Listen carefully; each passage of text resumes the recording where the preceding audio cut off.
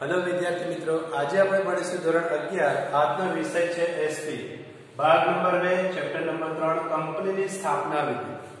આજનો સવાલ છે આપણો સ્થાપના પહેલાના તબક્કામાં કઈ બાબતોનો સમાવેશ કરવામાં આવે છે। સ્થાપના એ કંપનીની જ્યારે સ્થાપના કરવામાં આવતી હોય છે ત્યારે કઈ વસ્તુને ધ્યાનમાં લેવી જરૂરી બને છે। તો સૌથી પહેલા આપણે જોઈએ કે આની અંદર આપણે બે તબક્કા જોવા મળે છે, પ્રાથમિક તબક્કો अथवा स्थापना पहलानो तबक्को અને બીજું છે નોંધણીનું પ્રમાણપત્ર મેળવવાનો તબક્કો।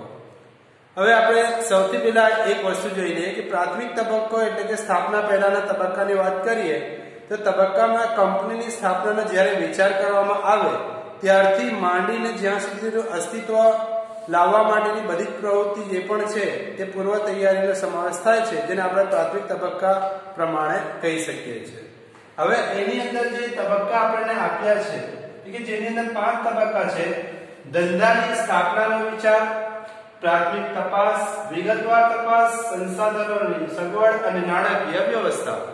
તો સૌથી પહેલા આપણને જે વસ્તુ કીધી છે કે ધંધાની સ્થાપનાનો વિચાર એટલે કે જ્યારે પણ કંપની સ્વરૂપમાં ધંધાની સ્થાપના અંગેનો વિચાર કરવામાં આવે કે સ્થાપકો સૌપ્રથમ એનો વસ્તુનો ઉદ્ભવ કરે કે આપણે કંપની સ્થાપિત કરવી છે, ત્યારે ધંધાની સ્થાપના તરફ જે ખ્યાલ આપણને દોરે છે તે એક બીજ રોપાણ છે। એટલે કે કંપનીનું અસ્તિત્વ થવું એટલે કે બીજ રોપાણ બને છે, જેથી માનવ શક્તિ એટલે કે ઘણા બધા જોખમો તેની અંદર રહેલા હોય છે કે એ જોખમોની સામે આપણે રક્ષણ પણ મેળવવાનું હોય છે। એટલે જ કહેવામાં આવે છે કે ધંધાની સ્થાપના જ્યારે પણ આપણે કરીએ છીએ તે એની અંદર આવનાર જે પણ પરેશાની મુશ્કેલી જે પણ હોય, જે પણ જોખમો તેને આપણે ઉઠાવવા માટે તૈયાર રહેવું પડતું હોય છે।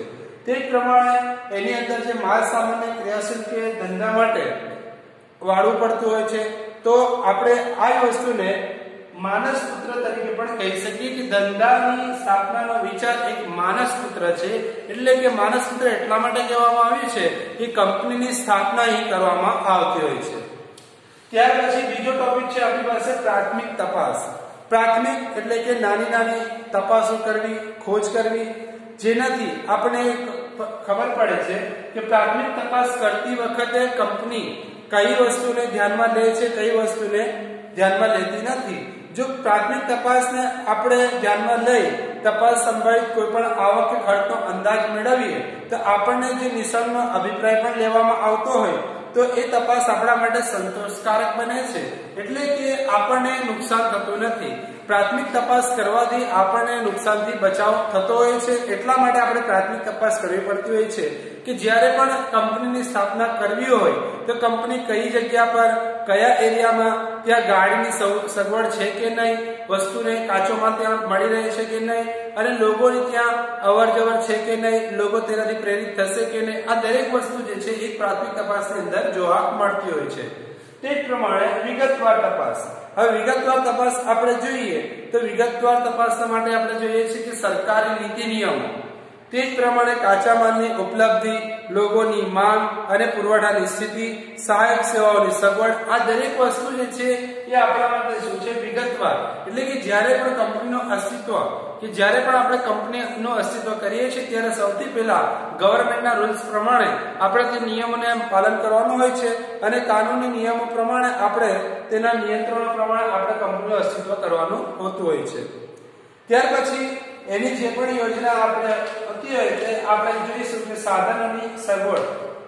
તો સંસાધનોની સગવડની આપણે વાત કરીએ તો પ્રોજેક્ટને આગળ વધારવા માટે જે પણ નિર્ણય લેવામાં આવે એટલે કે જે પણ પ્રોજેક્ટ આપણે તૈયાર કર્યો હોય તે પ્રોજેક્ટને આગળ વધારવા માટે આપણે જે પણ નિર્ણય લીધો છે તેના માટે આપણે જરૂરતની વસ્તુ એટલે કે મશીનરી છે, સાધનો છે, જમીન છે, કાચો માલ છે, માનવ શક્તિ છે, બજાર છે, સંચાલન છે વગેરે માહિતી એકત્રિત કરવાની રહેતી હોય છે। એટલે કે આ દરેક વસ્તુની આપણી જાણકારી આપણી પાસે હશે તો આપણે માર્કેટની અંદર, બજારની અંદર જે પણ વસ્તુનું ઉત્પાદન કરવા માંગતા હોઈએ, એ કંપનીનું અસ્તિત્વ લાવવા માંગતા હોઈએ તો કંપનીનું અસ્તિત્વ આપણા માટે યોગ્ય થશે।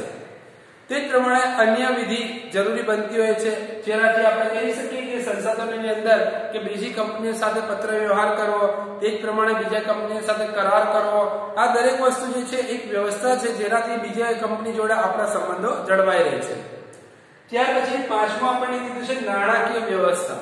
નાણાકીય વ્યવસ્થા એટલે આપણે દરેક જાણીએ છીએ કે જ્યારે કોઈ પણ સાધનોની ખરીદારી આપણે કરતા હોય કે મિલકતો આપણે વસાવતા હોઈએ છીએ ત્યારે સ્થાપના અંગેની જરૂરી ખર્ચાઓ જેને ચૂકવવાની નાણાંની જરૂર પડતી હોય છે. એટલે કે જે પણ વસ્તુ આપણે વસાવીએ છીએ તેના માટે આપણે પૈસાની જરૂર પડતી હોય છે અને આ પૈસો સ્થાપકો એટલે કે શરાફો કે પછી બેંક દ્વારા કે અન્ય સંસ્થાઓ દ્વારા આપણે મદદ મેળવીએ છીએ કે લોનના રૂપમાં કે પછી શેર બહાર પાડીને મૂડી પ્રાપ્ત કરતા હોય છે કાં તો વિજ્ઞાપન બહાર પાડીને આપણે પૈસા એકત્ર કરીએ છીએ જેથી આપણે કંપનીની અંદર પૈસાની ખોટ નડતી હોય, પૈસા આપણને ઘટતા હોય તો બીજા પાસેથી આપણે લોનના રૂપમાં કે બીજાની પાસે આપણે ઓછીના પૈસા લઈને આપણે કંપનીને આગળ વધાવી શકીએ છીએ.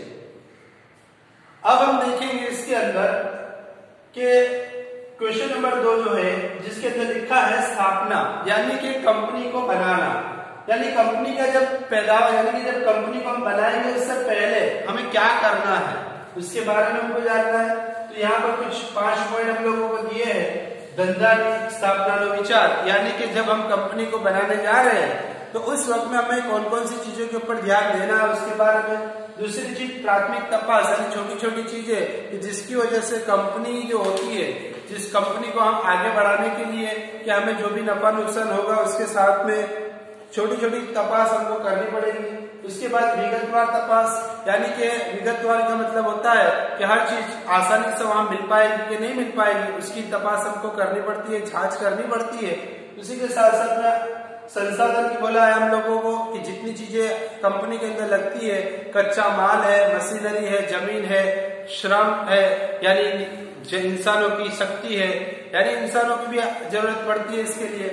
उसी के साथ साथ में नाणाकीय व्यवस्था होता है यानी कि पैसों की जरूरत कि जब कंपनी के पास में पैसा नहीं होता है तो किस तरीके से दूसरे पास से पैसा ओछिका लेकर अपनी कंपनी को आगे बढ़ाती है. तब इसको आहिस्ता आहिस्ता करके एक एक करके देखते हैं. सबसे पहले आप लोगों को बताया है कि धंधानी स्थापना नो विचार. तो हम लोग को जैसे पहले बताया कि जब भी कोई इंसान किसी कंपनी को बनाना चाहता है तो सबसे पहले उसके सामने क्या आता है कि वो एक काल्पनिक यानी कि सोचता है कि मैं कंपनी बनाऊं तो कौन सी कंपनी बनाऊं, किस टाइप की कंपनी बनाऊं, कौन सी चीज की प्रोडक्ट उत्पादन करूं उसके अंदर, वो तमाम चीजों के बारे में सोचता है. उसी के साथ साथ में जो नुकसान हालात जो आने वाले होते हैं उस हालातों के बारे में वो सोचता है. तो जब वो सारी चीजों को सोचने के बाद समझने के बाद वो क्या करता है कंपनी को पहले यानी कि कंपनी को बनाने की शुरुआत करता है. उसके बाद हम लोग को बताया प्राथमिक तपास. तो प्राथमिक तपास के अंदर भी हम लोग को यही बताया है कि हमारी इनकम कितनी है, हमारी आवक कितनी है, हमारी आमदनी कितनी है और हम कितना खर्च कर सकते हैं. तो हमारी इनकम के हिसाब से अगर हम लोग इतना खर्च कर सकते हैं तो जो भी अंदाज हमको मिलेगा या तो हम किसी से सलाह मशवरा करेंगे यानी कि जो इंसान इस चीज की जानकार है उसके पास हम अगर सलाह मशवरा करते हैं तो हमको अगर अच्छा लगता है तो उसके अच्छाई की वजह से हम उसके ऊपर भी अमल कर सकते हैं जिसकी वजह से प्राथमिक तपास के लिए हम कंपनी को अस्तित्व में ला सकते हैं. उसके बाद हम लोग को बताया विगतवार तपास. तो विगतवार तपास के अंदर क्या होता है जैसे कंपनी को बनाने से पहले जो सरकार के नीति नियम होते हैं वो नीति नियम के मुताबिक हमको चलना पड़ता है और जो भी नियंत्रण होता है यानी कि जो कानून होता है कानून का पालन करना पड़ता है. उसी के साथ साथ में हमको कच्चे माल की जरूरत पड़ती है और मांग लोगों की चाहत, मांग यानी लोगों की चाहत, कितनी लोगों की चाहत है, हमारे पास में स्टॉक कितना है और लोग किस चीज को पसंद करते हैं और ये सारी चीजें जो है वो हम लोग को क्या करना पड़ता है कि तमाम चीजों की जानकारी हमारे पास में रखकर उसको विगतवार लोगों के सामने लाना पड़ता है. तब जाकर कंपनी अस्तित्व में आती है यानी कि कंपनी का कार्य होता है. उसके बाद हम लोग को बताया संसाधनों की सगवड़. तो संसाधन यानी क्या, देखिए जितने कंपनी के अंदर जरूरत की चीजें जैसे कि मशीनरी है, साधन है, जमीन है, कच्चा माल है, मानव शक्ति यानी इंसान. उसी के साथ साथ में बाजार के लोगों के साथ में बाजार के अंदर भी जुड़ना पड़ता है ताकि लोग के सामने यानी कि मार्केट के अंदर हमारी एक वैल्यू खड़ी होती है. अगर हमें कोई जानेगा नहीं, हमारी कंपनी के बारे में कोई समझेगा नहीं, हमारे साथ में लेन देन कैसे करेगा. इसके लिए मार्केट के अंदर अपना एक इमेज, अपनी एक छाप बनानी पड़ती है. उसी के साथ साथ में दूसरी कंपनियों के साथ में पत्र व्यवहार करना पड़ता है या तो उनके साथ में करार एग्रीमेंट करना पड़ता है लेन देन के बारे में. तो इस तरीके से कंपनी बाजार के अंदर उसका एक वैल्यू रखती है, मार्केट के अंदर उसका नाम होता है. उसके साथ साथ में नाणाकीय व्यवस्था यानी नाणाकीय व्यवस्था ने क्या कि उनको पैसे की जब जरूरत पड़ती है यानी कि जब कंपनी के पास पैसा नहीं है, कंपनी को जब आगे बढ़ना हो तो वो कंपनी क्या करती है, या तो बैंक के पास से लोन लेती है, या शराब यानी कि जो अमीर लोग हैं उनके पास से उसी के पैसे लेती है ब्याज के हिसाब से, या तो फिर वो कंपनी अपने शेयर बाहर निकालती है और लोगों को शेयर होल्डर बनाकर उनके शेयर के हिसाब से पैसा वसूल करती है, या तो फिर विज्ञापन पत्र बाहर निकालकर लोगों से पैसा वसूल करती है। और वही पैसे के साथ साथ में भी वो पैसा फिर वो अपनी कंपनी के अंदर लगाता है, जिससे वो कंपनी को ऊपर लाने की वो मेहनत करता है।